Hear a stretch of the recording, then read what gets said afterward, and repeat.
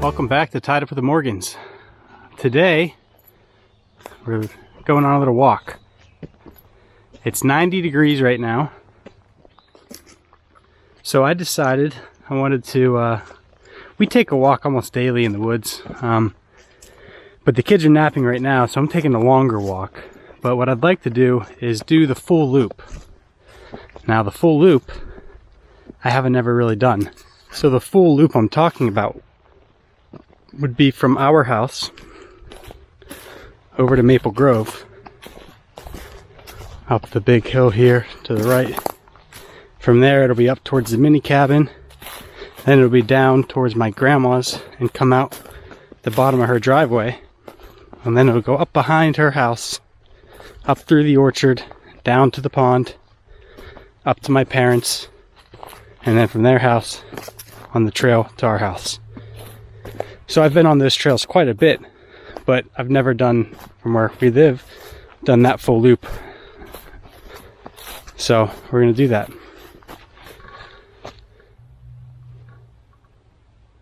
This power line here. It's nice because it, it leaves it open, but the problem is this stilt grass, Japanese stilt grass, has just taken over.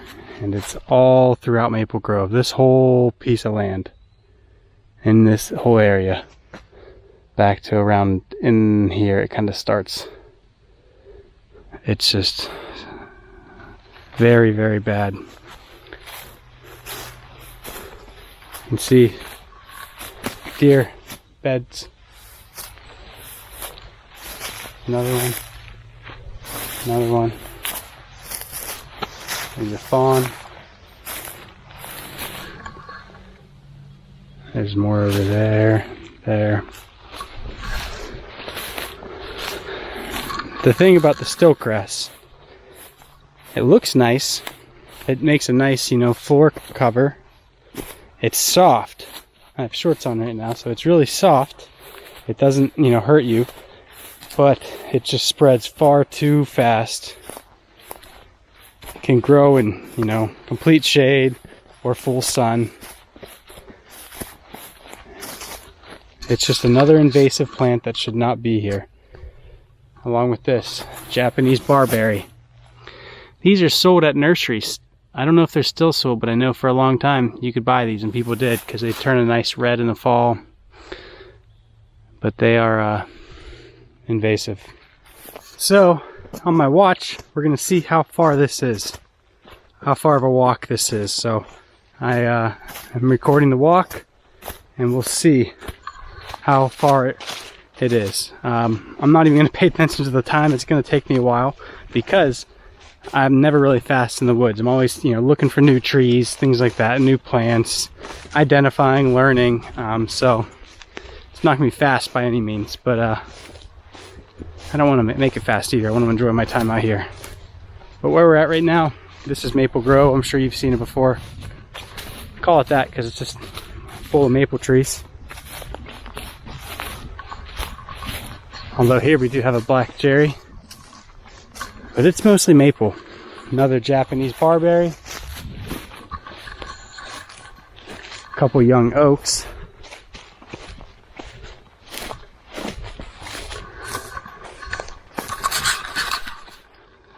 Some hemlock. Down in there's a little creek that flows through there. Nice butterfly. So I love all this stilt grass, but I don't love the stilt grass. I'm saying among all the stilt grass, there's these ferns though, which are a native plant. So I'm okay with the ferns, and they look nice. Among these ferns are these here, and apparently from my app that I use Seek to help identify plants. A lot of people, most people I feel like use Picture This. I don't like Picture This. The only reason is my experience. One, there's always like an ad, right? But then is the way it works is you'll take a picture and then it identifies. And I've seen plenty of times where it's wrong, right? Because it can't really see the full leaf, you know? So like I could be taking a picture of this. This is a hickory here. And, you know, I could just take a picture and it could look like a number of different trees at this point. And it'll identify what it thinks it is. Whereas Seek, I'll show you how Seek works. So this is the app Seek. These are different things I've identified here. They have like a pollination challenge because it's actually pollinator week right now. But anyway, so click this camera. And the way Seek works is it goes through each class of the plant kingdom. So it'll go through the starts with the kingdom, phylum, class, order, family, genus, and then species. And you'll see that. So it kind of takes you through each thing. So like right now, I've already identified that. So it's a hay-scented fern, okay? And if you can tell here, all of these green circles are complete. So let's move over here. You'll see they're not now. Yeah, okay, Japanese stonegrass. It's kind of quick right now because it knows all these plants. But if we were to go around here, dicot, see, it's right now it's on the class. And it's not going to identify the plant until it's certain it knows what it is. So it's going to go through each point. So I like that because it's not just one single picture. If it were, you can upload pictures, but it would just take a guess, which is similar to picture this. I like Seek because it's not going to identify until it knows. So you're going to get all the angles. So because I've identified these ferns, it's a little difficult to show you if I haven't identified them, and they're easy to see, right? But if it's a different tree and it's not sure, you're going to have to keep moving it around to get the right angle. And after you've kind of seen every angle of that leaf, it'll be able to identify it. So I really like that because it tends to be a lot more accurate. I've had a couple friends that use picture this and have told me they've seen different trees, and I know that they didn't because I look at it and I see like, okay, that's definitely not that tree. Especially when you look it up. There's times where you'll look that tree up and it's completely different. So I like Seek, and it's also used with iNaturalist, which they have a lot of cool projects and things like that. You can see things going on in your area with iNaturalist, so you can see people who are, into the same stuff. You can see like maybe they found a rare tree in the area, and you can even pin it. You can not pin it. You don't have to show the location, but it's a pretty cool tool. You can see people in your area finding other plants who have those same interests, and yeah, so it's really cool. iNaturalist, it's through like National Geographic and one other company, I don't remember. But some sort of feather here. Nice white feather. This walk's going to take us a long time if you couldn't tell. This is usually how I spend my time in the woods, is just looking at everything, taking it all in. So there's that same power line. That little trail just loops around here. Got some hickories over there, maples, some cherries. Right here, we got poison sumac. We don't have a lot of that. We got a lot of poison ivy. There's some more, which I actually have some poison ivy right now on my arms and legs. No good. We got poison oak, but not a whole lot of sumac. Right next to the sumac, speaking of, got some poison ivy growing up the tree. So, going back to that app, Seek, I use that quite a bit, actually all the time. I spend a lot of time in the woods. I've learned a lot from reading, watching videos. Through Penn State Extension, I've done quite a bit of classes, and I have a lot more still. So I've definitely learned a lot through that as well. A few of the classes I've gone to, I've gone out with an arborist and walked around and helped learn more about the trees and things like that. And that app Seek has really helped me as I'm out here in the woods every day to just learn more about all the plants we have. I love that it tells you if it's a native plant, if it was introduced, so most likely an invasive. But it's helped me a lot to just start to remember these things, and you get a lot better at identifying them, which I think is important on property. You want to know what you have, what you don't want. And I can tell you there are a lot of plants we don't want here. There are also plenty of plants that you do want. And I think knowing what you have is important so you can help preserve those, because it's pretty easy for them to get overtaken with invasives.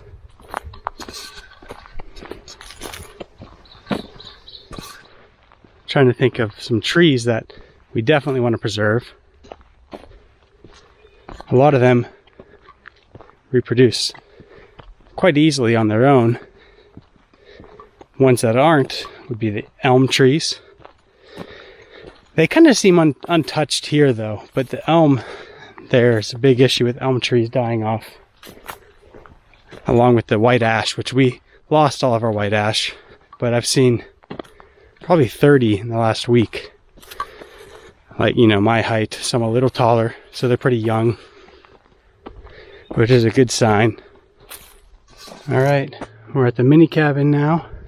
I'm gonna head this way as if we're going to my parents' house.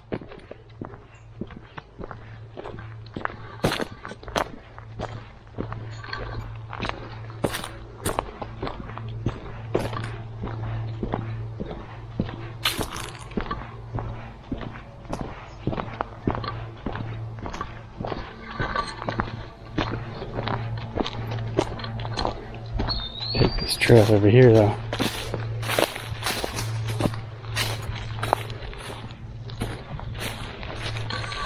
Stoke grass is all through here too. So this is all stilt grass with patches of multiflora rose. That's all in here. More multiflora rose. Just off the trail a little bit, got a whole bunch of black cherry trees growing. Some white oak, red oak, Japanese barberry, which is invasive, and then right here, this is white ash, which, like I was saying, they were all killed off on our property at least, probably 10 to 12 years ago, and that was from the emerald ash borer beetle. But they're coming back. I reached out to our county extension office to see if they could help me out with kind of a plan to prevent these ones, or to help them from not dying off like all of the others. If there's any, you know, pre-application stuff that we can do. They haven't got back to me yet. It's been about a week, but if I don't hear from them, I'll probably reach out to Penn State, the Penn State Extension. I know a few people there, and especially there's one arborist in particular who I think would be able to help me out, who I've gone to his classes and he's been a big help, so he's probably knowledgeable enough to point me in the right direction. So you see where the stilt grass, like right in here, not on the trail, but over in there, it's all over. And there's no reason, I'm sure it's making its way over here. But you can see this, so this is the same trail. So you see that trail, it's covered in stilt grass, no stilt grass. There's Japanese barberry all over, Japanese stilt grass over there. So it's making its way. So back to the stilt grass, and in here it's really bad with Japanese barberry. This stuff here in here mixed with some multiflora rose, Japanese barberry. Oh, it's just terrible. All along here.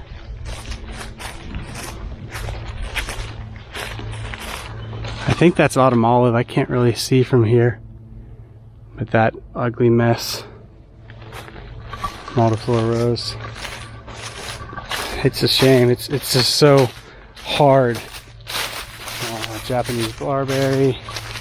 It really is just taking over all of this stuff.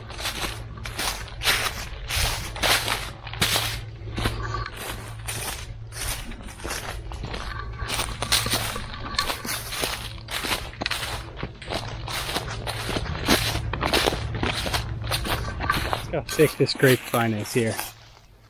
That thing is, give it some perspective. It's a big one.